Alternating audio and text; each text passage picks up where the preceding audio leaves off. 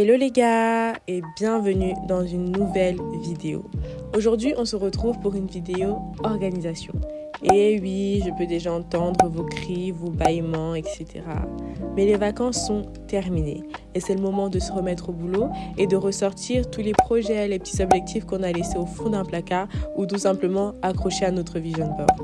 Aujourd'hui, je vais vous partager des conseils et je vais vous faire part de mes erreurs afin que nous puissions avancer ensemble et d'être ça en 2021. Avant de commencer, vous-même vous savez, j'aime trop attraper vos vestes, donc vous là, vous venez me voir en DM pour me dire ouais il est où, c'est moi, ouais où est le c'est moi, ouais les gars, c'est fini. Les gars, c'est moi, ouais, ça m'a fatigué. Maintenant ce sera hello les gars et j'espère vraiment que ça va vous convenir. Aujourd'hui, on se retrouve pour une vidéo organisation.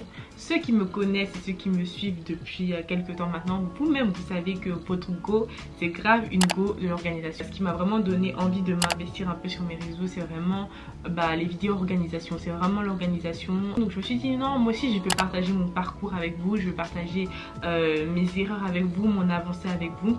Parce que les gars, nous là, dans ma team ici, ce sont des gens qui prospèrent, des futurs riches de ce monde, les futurs boss de ce monde, c'est vous.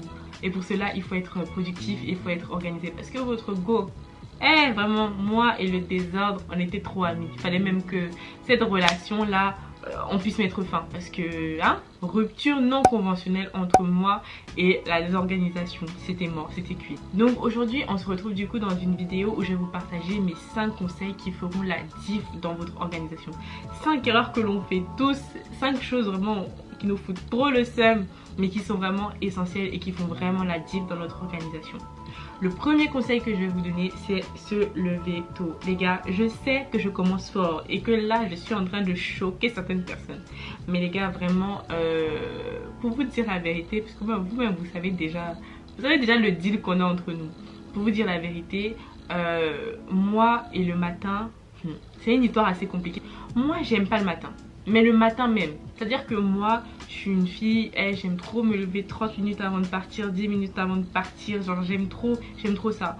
Mais quand je me lève tôt les matins, les gars, ça fait grave la diff. Le matin, c'est vraiment le moment pendant lequel je suis le plus productive. Par contre, quand je dis se lever tôt le matin, commencez pas à croire que je me lève à des 5h, 4h, tout ça. Non, ça, c'est pas moi. Et c'est pas encore moi en tout cas. Peut-être que ce sera moi dans quelques mois et tout. Et que vous allez me voir débarquer et tout avec une petite vidéo morning routine, comment je me lève à 4h du matin. Peut-être. Mais pour l'instant c'est pas moi, donc j'essaie de me lever au minimum 2h ou 3h avant d'aller travailler, prendre un temps pour moi, prendre un temps de faire ma morning routine comme je vous ai dit, prendre le temps de commencer à faire les tâches rapides. Après pour être honnête aussi, l'une des choses qui a fait vraiment que je commence vraiment à avoir une morning routine et à me lever tôt, c'est après avoir lu le livre de Hal Elrod qui s'appelle Miracle Morning. Ce livre là, venez alors que je vous dis, venez que je vous dise. Ce livre là, je l'avais acheté sur l'application Apple Book ou je sais pas quoi, livre de mon téléphone. Ce livre là, il a mis un an. Il a mis un an dans ma bibliothèque. Je l'ai jamais ouvert. C'est-à-dire je le regardais, il me foutait le seum. Je le regardais, il me foutait trop le seum. J'ai commencé à le lire, j'avais trop le seum. Et quand j'ai aussi fini le livre, j'avais trop la rage. Parce que je savais que là, après avoir lu ce livre-là, il fallait forcément que quelque chose change dans mes matinées. Il fallait forcément que je change quelque chose. Je vous conseille grave de vous lever tôt le matin. La deuxième chose que je vais vous conseiller, c'est de vous donner au maximum 3 grosses tâches, 3 tâches prioritaires dans votre journée. Les gars, votre go ici présente, c'est ça mon problème. Moi, je suis une go dans l'excès. C'est-à-dire que mes to-do list, au début, elle faisait une page. Pour ceux qui me suivaient et tout, je mettais mes petites to-do list dans ma story et tout, et je partageais avec vous ma journée et tout, etc. Les gars, mes to-do list, elles étaient tellement longues, il y avait trop de trucs dedans, trop de trucs futiles, il y avait trop de trucs, genre vraiment, je notais vraiment tout. Et même jusqu'aujourd'hui, mes to-do list, elles sont quand même toujours grandes, mais je me donne au grand max 3 grosses tâches à faire dans la journée. Parce que, les gars, n'oublions pas qu'on est humain, et je pense que j'en ai déjà parlé dans une vidéo, n'oublions pas que nous sommes humains, et que t'es pas à l'abri qu'à un moment donné, t'es la flemme, tu sois malade, ou genre, je sais pas, ou que tu sois genre overbooké et tout. Donc je vous conseille grave de vous donner 3 tâches prioritaires dans votre journée, 3 tâches vraiment que vous devez absolument faire et de respecter ces 3 tâches là. La troisième chose que je vais vous conseiller, c'est vraiment de prendre du temps pour soi dans sa journée. C'est-à-dire que pour moi, le moment où je prends du temps pour moi, c'est le matin.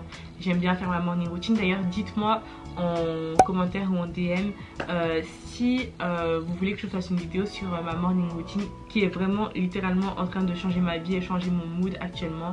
Donc si vous voulez que je vous fasse une vidéo là-dessus, un vlog là-dessus, n'hésitez pas à me dire en commentaire. Donc moi, le moment où je prends du temps pour moi, c'est vraiment le matin. Après, je sais qu'il y en a qui sont plus à l'aise à prendre du temps pour eux le soir et tout, mais il faut que vous ayez forcément un moment de la journée où vous chillez, où vous prenez du temps pour vous, parce que sinon vous n'arriverez pas à tenir toute la journée, parce que sinon vous aurez forcément des baisses de motivation tout au long de la journée. Donc franchement, je vous conseille grave de prendre un temps pour soi. Après là j'allais un peu vous spoiler la vidéo morning routine, mais je vous spoil pas. Si vous voulez vraiment que je vous dise ce que je fais le matin, va falloir me dire en commentaire. La troisième chose que je vous conseille grave de faire, c'est de vous écouter et de vous adapter. Parce que moi les gars, l'erreur que je faisais, c'était vraiment, j'écoutais pas mon corps. C'est à dire que vu que j'étais grave dans mon truc avec Hélène, faut que tu sois disciplinée, faut que tu fasses des trucs et tout, je m'écoutais pas. C'est à dire que quand il fallait faire une pause, je faisais pas des pauses. Quand la veille j'allais me coucher en sachant très bien que j'étais grave fatiguée et que le matin j'allais pas pouvoir me réveiller, je forçais quand même. Ce qui fait que du coup j'étais totalement pas productive du tout, parce que c'est ce jour là même que j'allais commencer à me lever à midi et au final ma journée elle allait être vraiment gâchée.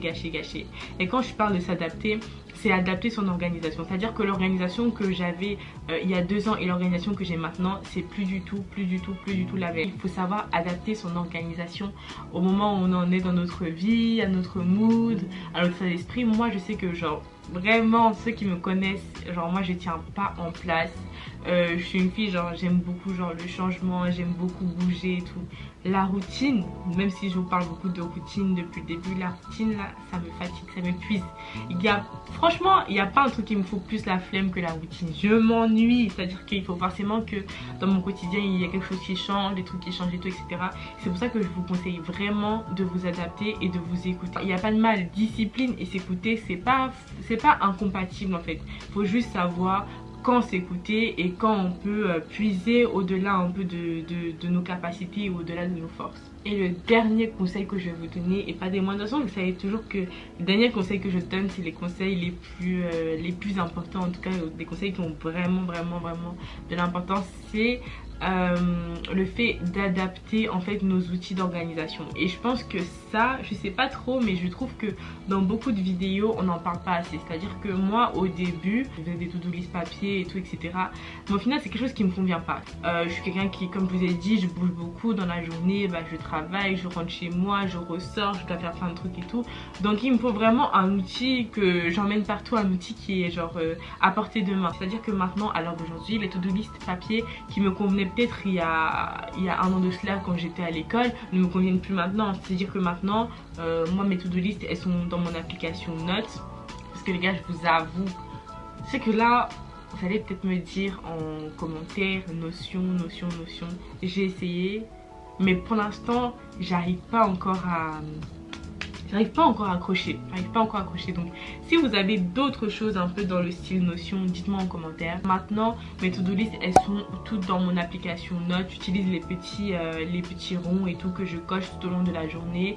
Je segmente les parties de ma journée et tout, etc. Donc moi ça fonctionne très bien pour moi actuellement, et c'est pour ça que je vous dis, ayez des outils qui vous correspondent. Si vous bougez plus tout au long de la journée, ce qui va vous convenir ce sera peut-être du digital, ou alors si vous bougez pas et que vous êtes statique, vous pouvez alors avoir une to-do list papier et tout, etc. Mais encore une fois, il faut s'écouter et s'adapter. En tout cas les gars, c'est tout pour cette vidéo. Je suis trop contente de l'avoir filmée.